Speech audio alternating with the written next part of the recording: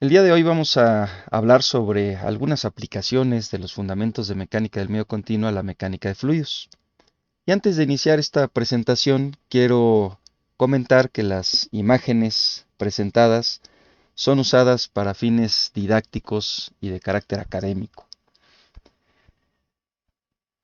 Bueno, como objetivo principal se trata de relacionar en esta presentación los conceptos matemáticos del curso de Fundamentos de Mecánica del Medio Continuo con los fenómenos de sustentación y arrastre en la mecánica de fluidos aplicados a la ingeniería civil. Como objetivos secundarios está utilizar los principios generales de la mecánica del medio continuo para plantear las ecuaciones de continuidad y de Bernoulli. Hay un fenómeno que sucede cuando se lanza un cuerpo sólido y se hace viajar a través de un fluido, como es el aire. Si este sólido se rota, se hace rotar, entonces sucede el efecto Magnus. Y este efecto, pues, consiste en que el viaje de este sólido a través del aire, cuando va rotando, hace que el viaje del sólido cambie de dirección. Y esto se debe al fenómeno de sustentación. Si este balón lo rotan y lo dejan caer, sucede esto.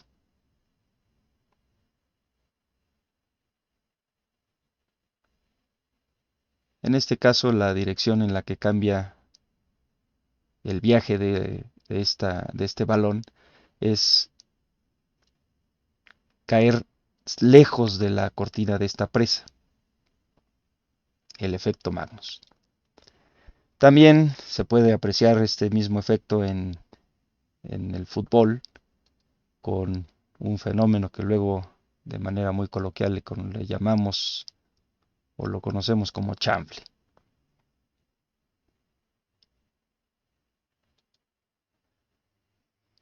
Cuando el sólido tiene un perfil muy específico, si este perfil es un perfil aerodinámico, entonces se aprecia mucho mejor el fenómeno de sustentación.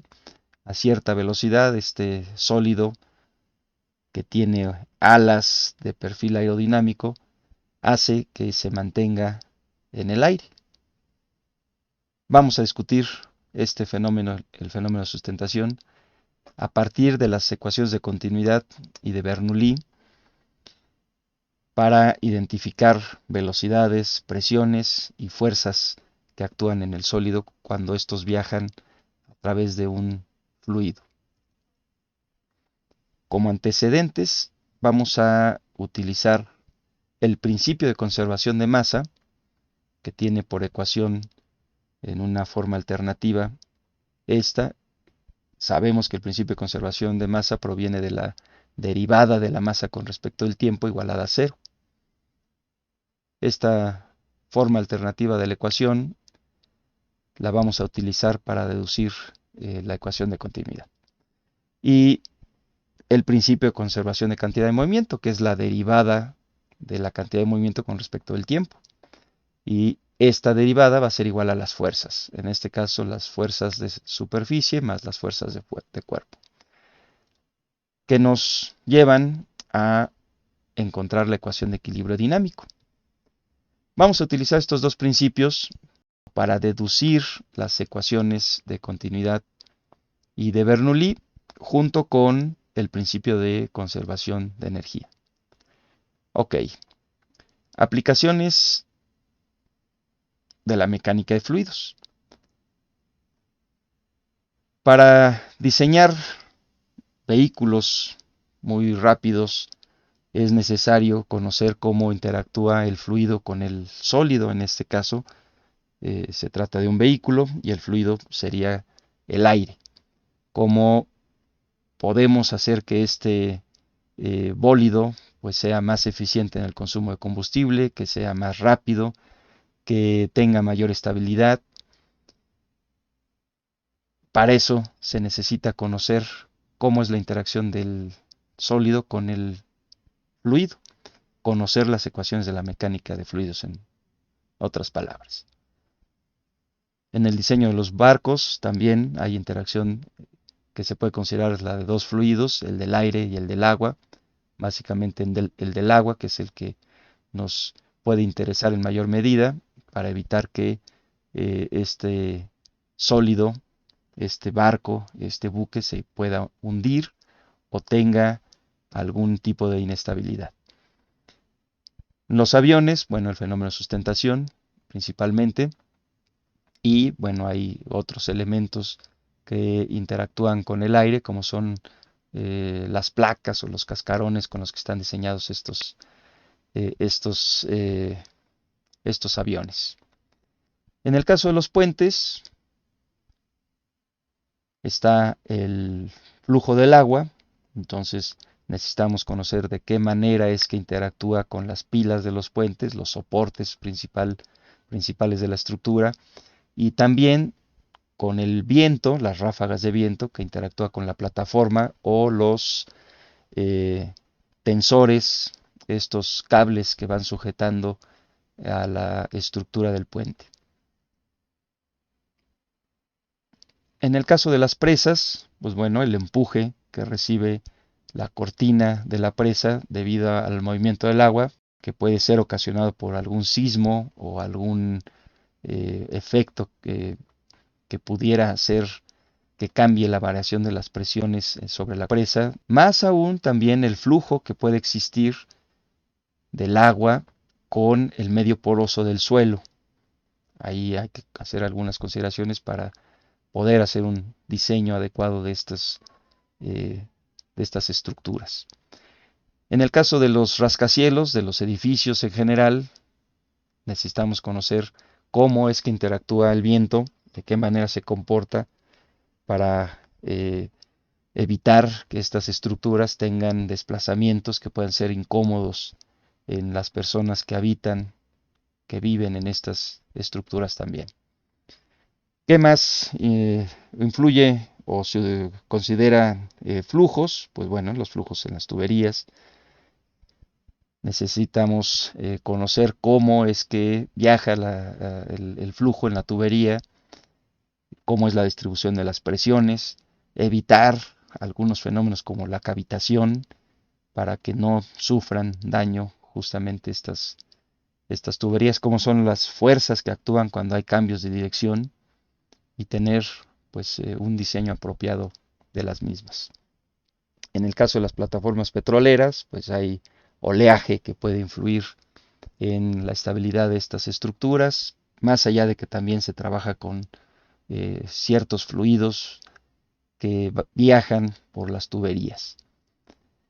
Todas estas estructuras tienen interacción con algún fluido, ya sea agua, aire o algún líquido específico que sea transportado a través de ellos.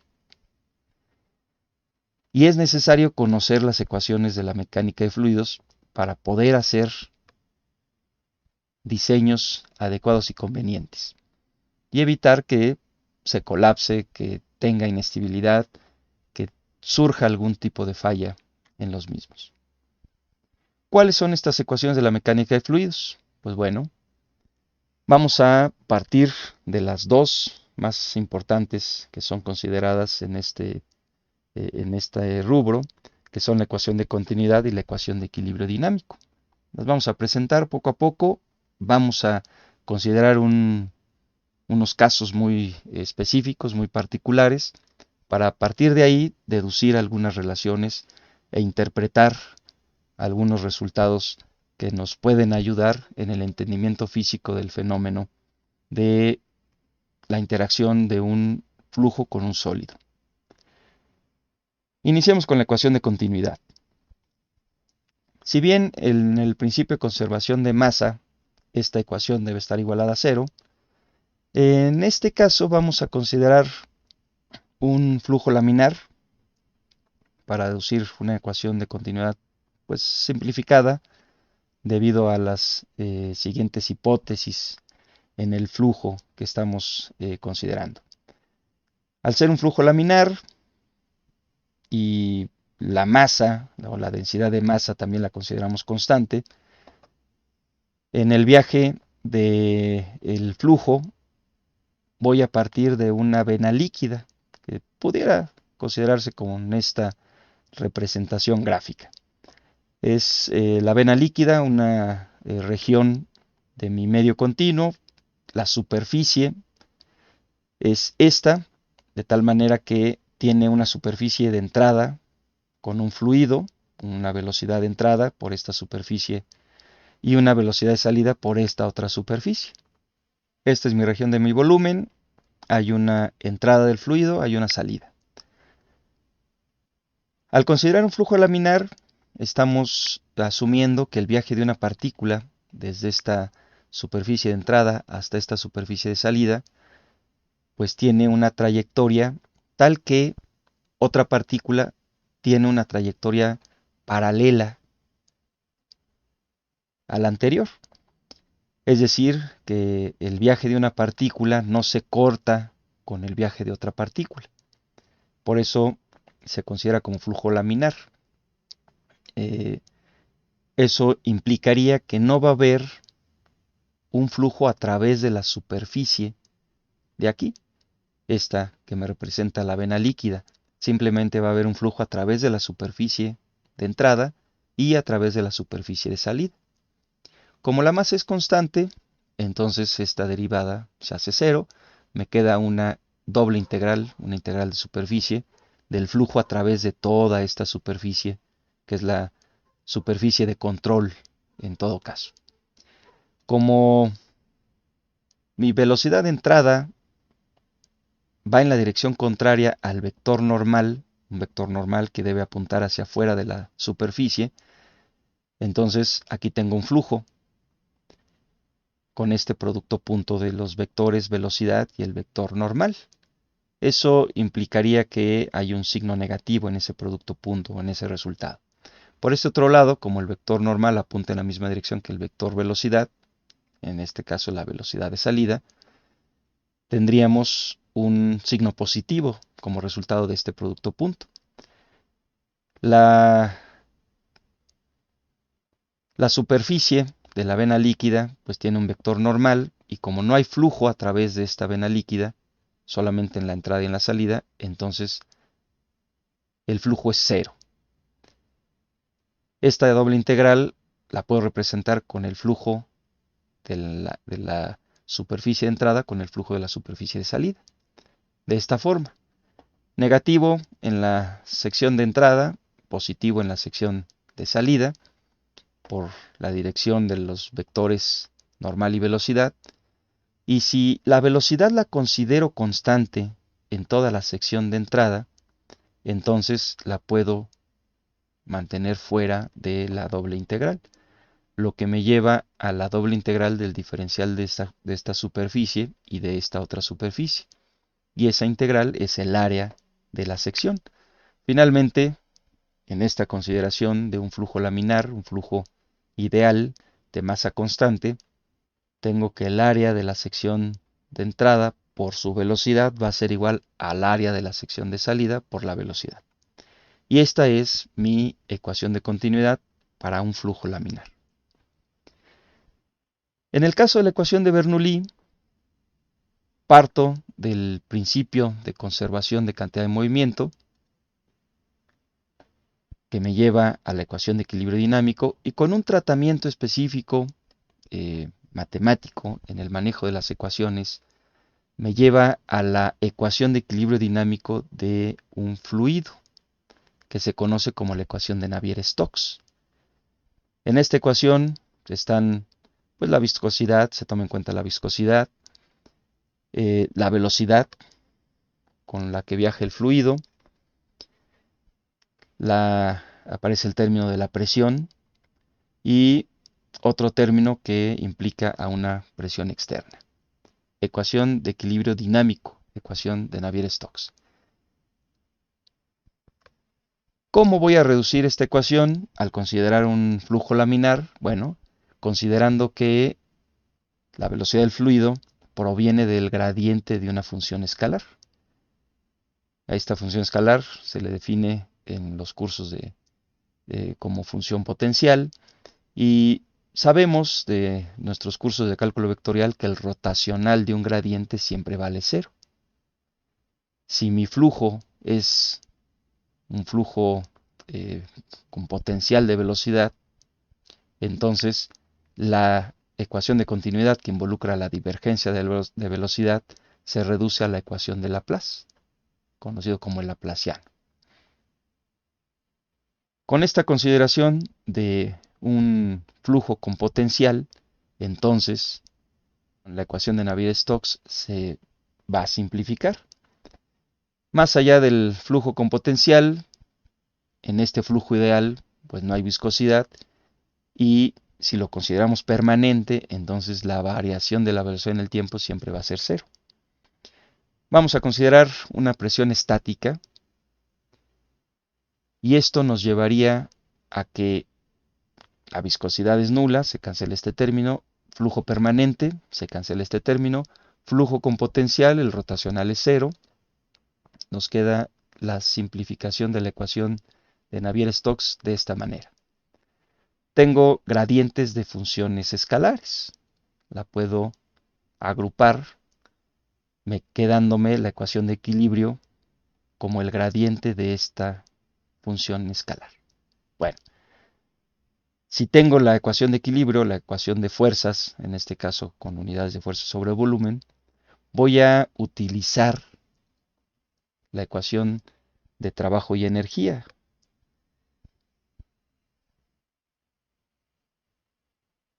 Es decir, vamos a considerar nuestro principio de conservación de energía. Entonces calculemos el trabajo que efectúa, el trabajo que ejerce este campo de fuerzas sobre una partícula cuando se desplaza de un punto A a un punto B. Esta es la definición de trabajo que conocemos desde el curso de cálculo vectorial. Si el campo de fuerzas, en este caso, es el gradiente de esta función escalar y está igualado a 0, entonces este trabajo debe estar igualado a 0. Como el producto punto de la fuerza por distancia es igual al gradiente de esta función producto punto diferencial de R, que es la definición del trabajo, se sabe que el producto punto es una diferencial exacta. Por lo tanto, el trabajo va a ser una diferencia de potencial. ¿Quién sería mi potencial? Esta función.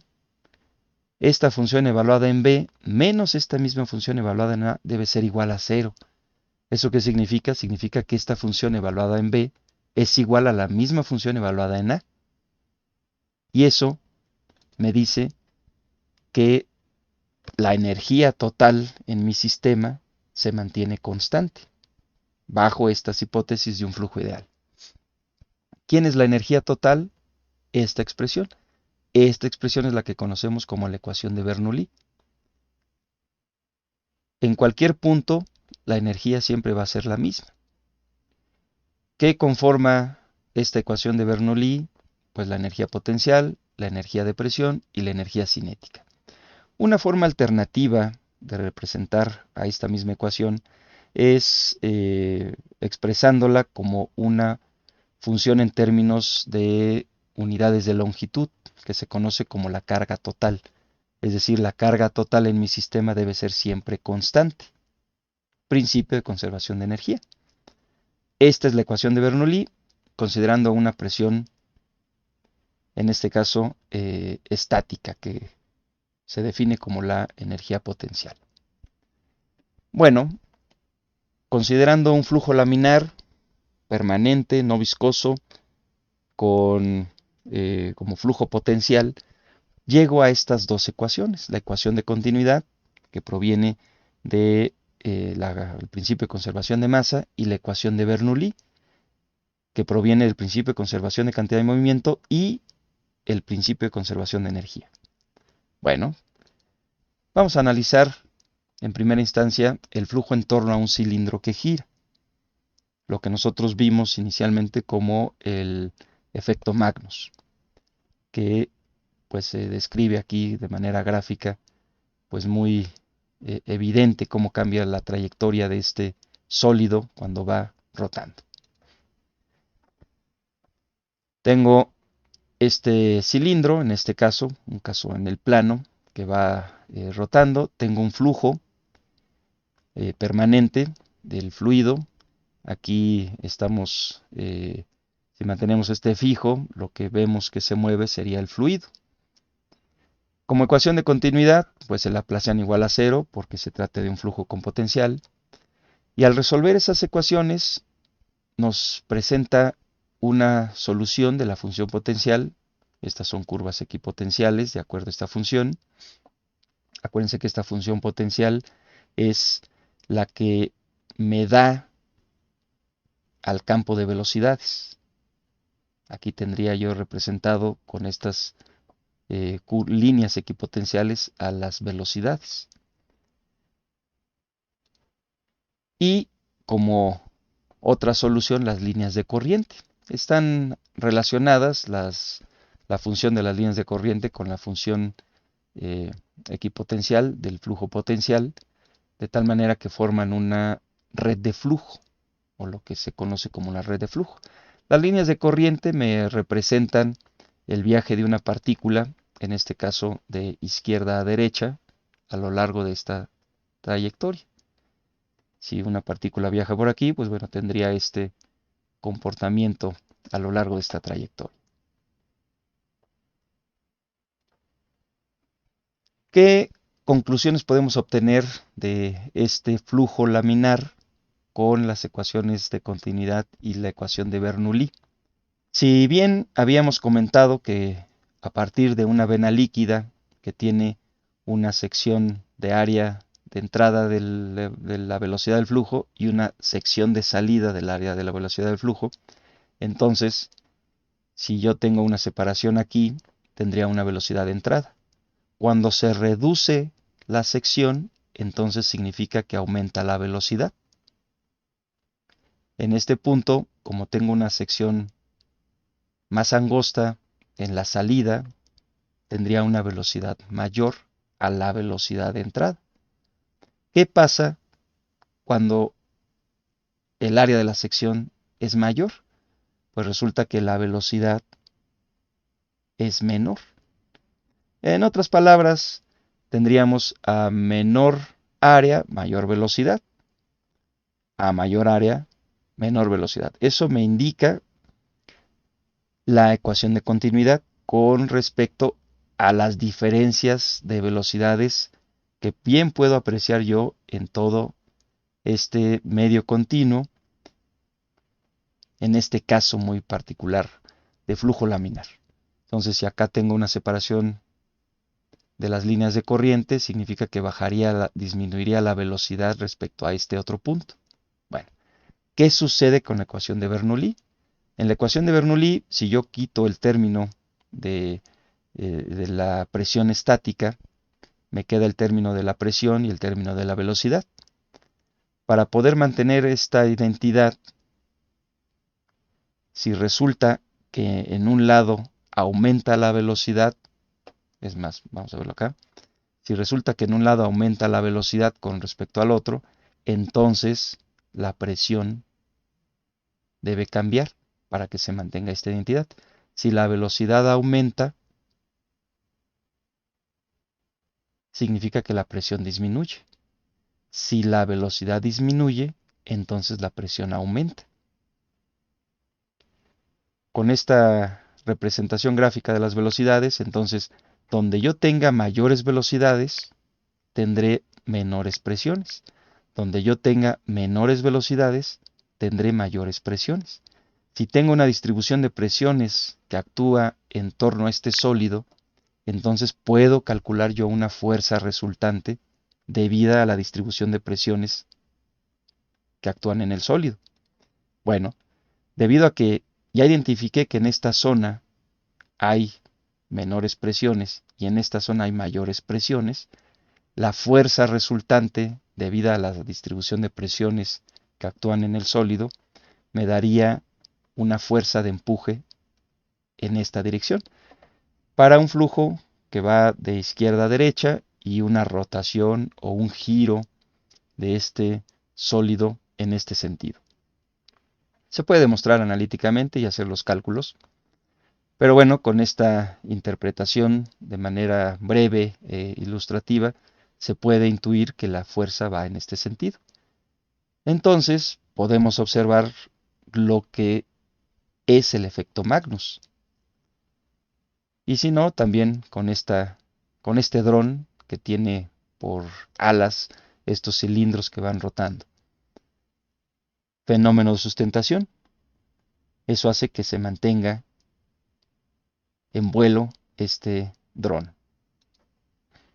¿Qué pasa con el flujo en torno a un perfil aerodinámico? Bueno, en un perfil aerodinámico, las líneas de corriente en un experimento de flujo laminar, un flujo laminar es un flujo de un fluido a muy baja velocidad, como aquí se aprecia en esta imagen, y tenemos algo pues muy similar a lo que apreciamos nosotros con el cilindro que va rotando. Aquí se juntan las líneas de corriente, acá se van separando, acá se vuelven a separar, significa que aquí tengo mayores velocidades, significa menores presiones.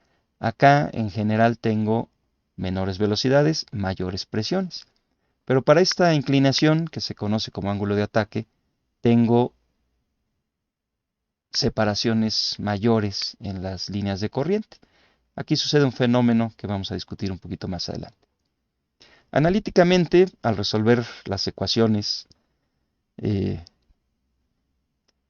derivadas parciales y con algún tratamiento matemático muy particular, se puede presentar la red de flujo, las curvas equipotenciales y las líneas de corriente. Bueno, separación más grande, menor velocidad, separación menor, mayor velocidad. Voy a mover el ángulo de ataque para llegar a esta distribución. Aquí lo mismo, menores velocidades, mayores velocidades. Eso significa mayores presiones aquí, menores presiones acá. Pero con este ángulo de ataque veo que la separación en las líneas de corriente, al compararlas de aquí a acá, aquí aumentan. Significa que aquí hay menores velocidades. Paso de velocidades mayores a velocidades menores. Si lo veo como gradiente de presiones, es decir, con la distribución de presiones de aquí hacia acá, entonces tengo menores presiones, mayores presiones. El gradiente de presiones me indica la dirección en la que crece la presión, entonces tendría vectores de gradiente de presiones que apuntan de esta zona hacia esta otra zona.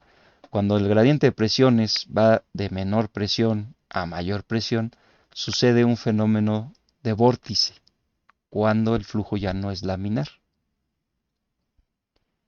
Bueno, mayor ángulo de ataque y como la distribución de presiones es menor aquí, fenómeno de sustentación.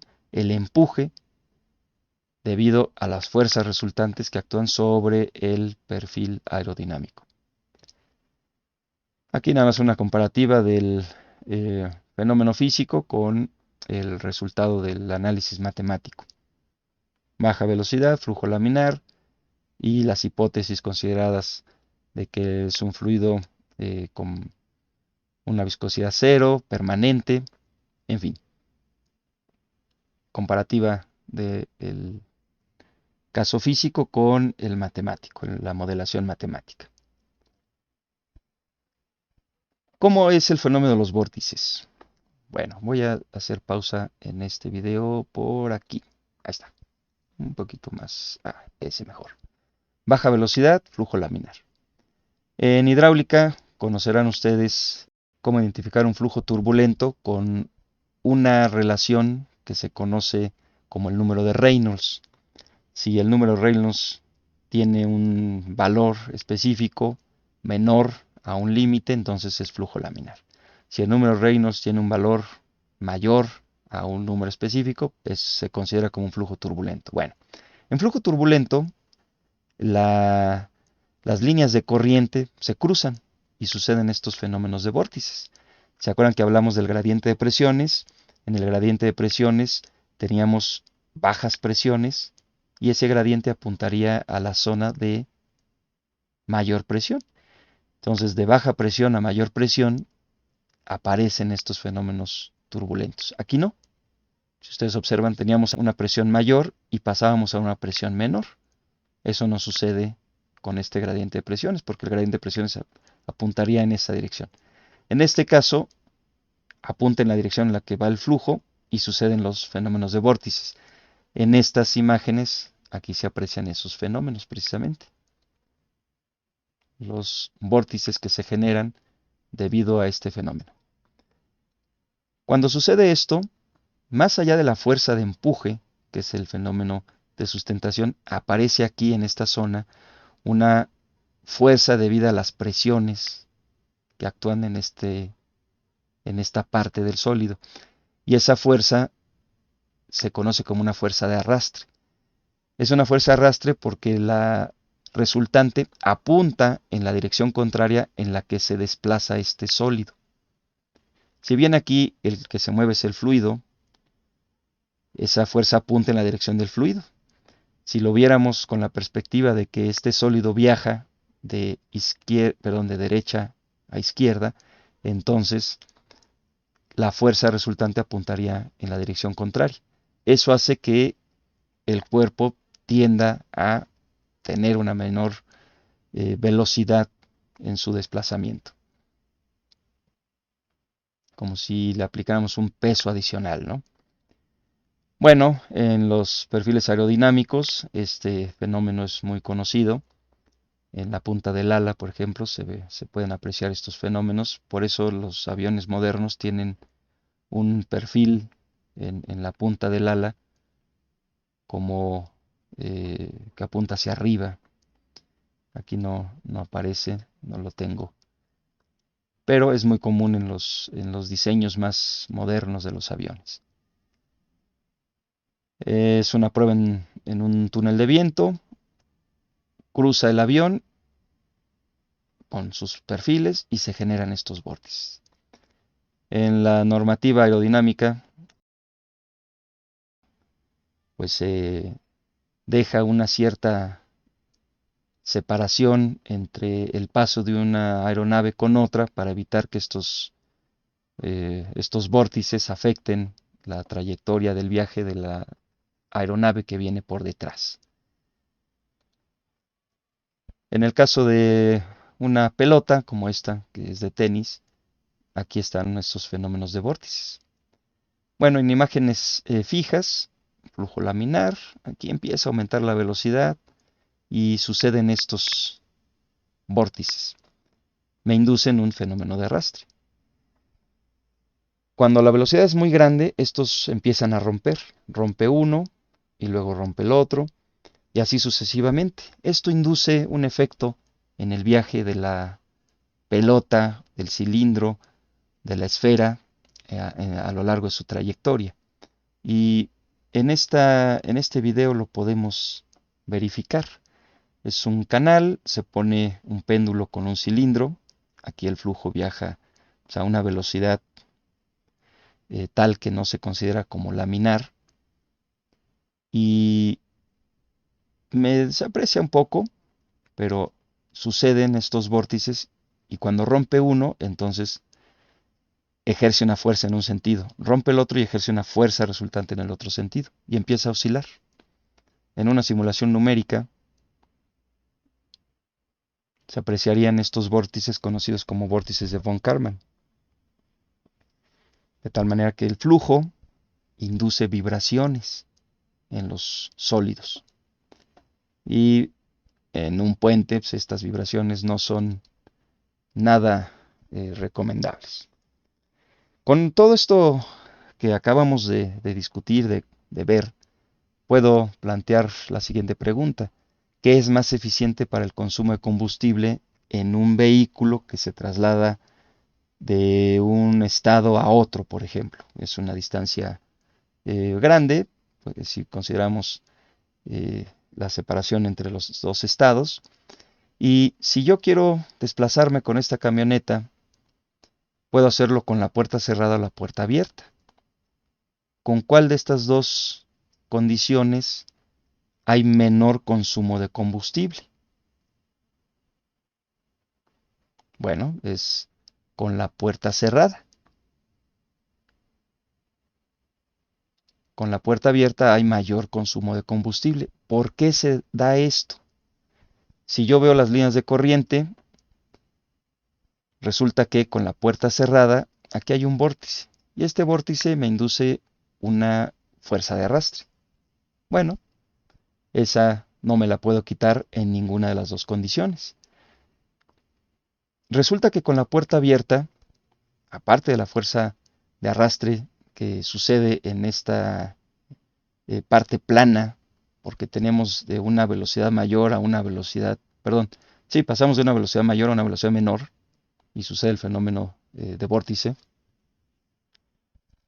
En la parte de la caja donde está la puerta abierta, hay una distribución de presiones y esa distribución de presiones, su fuerza resultante actúa como un peso adicional. Y no es lo mismo viajar sin peso a viajar con peso, aunque este peso es debido a la presión del aire. Por lo tanto, el trasladarse con una camioneta de este tipo, con una caja abierta, hace que se gaste más combustible para poder llegar de un destino a otro. Lo hace menos eficiente en este caso. En el caso de puentes, ya que conocemos un poco sobre cómo afecta el flujo del aire en torno a algunos sólidos y los vórtices que se generan, un caso muy conocido es el de Tacoma Narrows, donde empezó a oscilar la plataforma de este puente a tal grado que llegó a colapsarse por el fenómeno de resonancia. Bueno, en los procesos constructivos también hay que considerar esos efectos para evitar algunos inconvenientes en la construcción. Esto es en el 1940 y justamente a partir de este año se empezaron a hacer muchos estudios relacionados con la interacción del viento y los sólidos. En el 2005, este puente en España, que también sufrió de vibraciones muy fuertes. ¿Y por qué sucede eso? Bueno, resulta que si tengo un perfil como esto y hay un flujo de viento, pues las líneas de corriente serían de este tipo. Si aumenta la velocidad del flujo, entonces aparecen fenómenos de vórtices, aquí y acá, y genera fuerzas resultantes que me producen un par, un momento de torsión. Rompen en un sentido, va el par en un sentido, rompen en el otro sentido, rota en el otro sentido. Este prototipo, aquí se le induce aire, es el perfil en I como la plataforma de un puente. ¿Y cómo evitamos estas vibraciones? Pues hay varias estrategias. Una, para evitar el colapso, como sucedió aquí con la resonancia, pues es haciéndole una ranura. Entonces esto rompe justamente los vórtices y disminuye la vibración. Otra es utilizando absorbedores de vibración para minimizar las vibraciones del puente y perfiles aerodinámicos. También reduce el efecto del fenómeno de arrastre. En el caso de los absorbedores de vibración, que se consideran en los puentes, este es el objetivo. Si no se tiene el absorbedor de vibración, la vibración es más grande a que si se tiene el absorbedor de vibraciones. La respuesta es menor.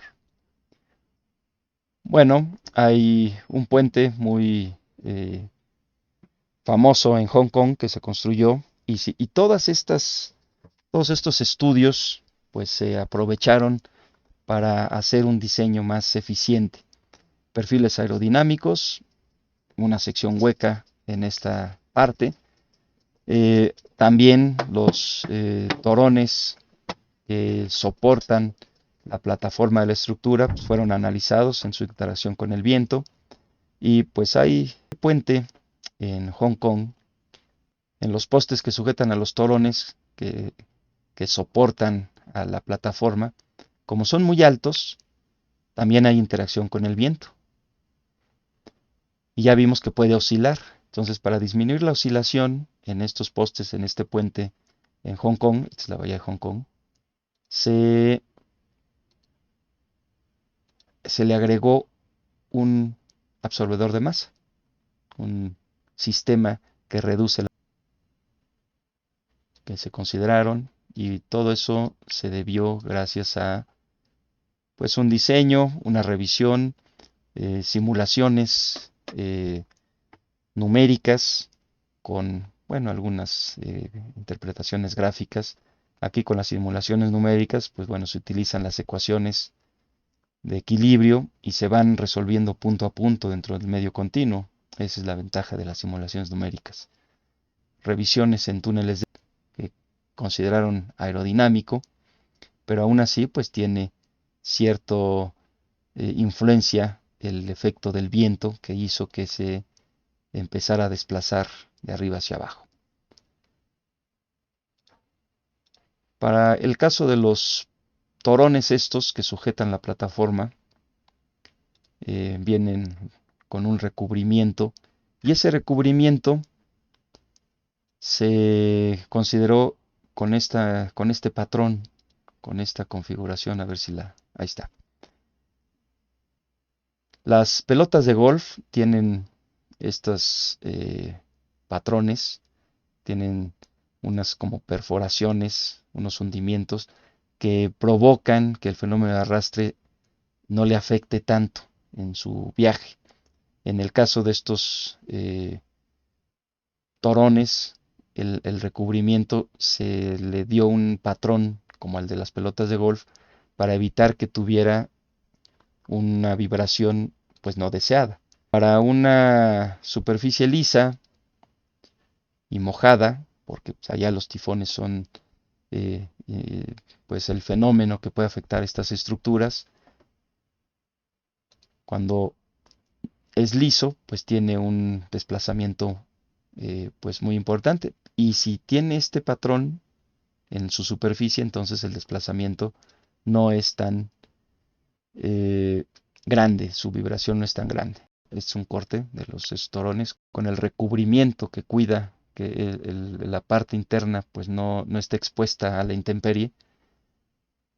Es con lo que se procuró evitar que tuviera vibraciones muy grandes y que ocasionaran algún inconveniente en la estructura que pudiera dar inestabilidad o llevar a la falla a la misma. Comentaba que ese tipo de experimentos se hacen para ver físicamente cómo es la respuesta a las soluciones que se están considerando. Otro puente que sufrió desplazamientos importantes en el año pasado, precisamente, salió por ahí en las noticias, es un puente en China que pues se suspendió el tránsito por algunos días, me parece, en lo que se analizaba si mantenía su estabilidad después de las deformaciones y de los desplazamientos que se aprecian de manera pues visual, de manera importante. Sigue sucediendo. Entonces sigue pues habiendo estudios, análisis y revisiones de estructuras en interacción con el viento. ¿De qué manera? Pues bueno, con análisis en programas especiales de elemento finito en diferencias finitas, y cuando se analiza por viento, estas son deformaciones muy exageradas para que se aprecien en la animación, pues induce esfuerzos por sus desplazamientos en la estructura que lo soporta. Y si hay desplazamientos, si hay deformaciones, pues hay esfuerzos. Y esos esfuerzos se deben revisar para evitar que en algunas secciones críticas, como pudieran ser estas, o acá donde se ve que el color cambie un poco, pues pueda haber algún tipo de inestabilidad, de alguna falla local o de algún fenómeno eh, de, que ocasione algún inconveniente justo en este tipo de estructuras. Hay estudios más globales. Si se va a construir un edificio, pues se analiza de qué manera su construcción puede influir en el comportamiento del entorno en el que se ve involucrado. Son igual análisis numéricos que resuelven todas estas ecuaciones, pero ecuaciones completas, no las simplificadas que nosotros vimos inicialmente, para pues conocer cómo es el comportamiento global de su entorno. En el caso de las presas, aquí voy a detenerme un poco, se alcanza a ver cómo es el comportamiento del flujo en un medio poroso. Acá hay una presión hidrostática, acá hay una presión estática menor, por lo tanto hay un flujo en este medio poroso y se debe cuidar la velocidad de este flujo. Voy a volver a correr este video para que se vea cómo va viajando y cómo es justamente este flujo en este medio continuo, que es un medio poroso.